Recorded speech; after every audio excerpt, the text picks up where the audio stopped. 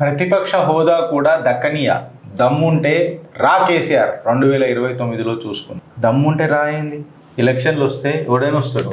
దమ్ముంటే రాయింది ఇవే. ఇప్పుడు రౌడీ చేతలు అంటారా, ముఖ్యమంత్రి స్థాయి మనుషులతో ఇవి ఇట్లా మాట్లాడతారా జనాలు? మీరు జర్నలిస్టుల మీద దాడి చేస్తున్నారు, రైతుల మీద పంచాయతీ పెట్టుకుంటున్నారు, విద్యార్థులతో పంచాయతీ పెట్టుకుంటున్నారు, నిరుద్యోగులతో పంచాయతీ పెట్టుకుంటున్నారు. ఎంతమందితో పెట్టుకుంటావు రేవంత్ అన్న? ఏది నిలబడుతుంది అని అంటే మీ పతనం నిలబడుతుంది రాష్ట్రం. నేను ఆనెస్ట్గా చెప్తున్నా. కాళేశ్వరం ప్రాజెక్ట్ అవినీతి విషయంలో కేసీఆర్ను ఉరేసినా పాపం లేదు. అరే ఉరిదిద్దామని చెప్పి నేను కూడా అంటున్నా కదా.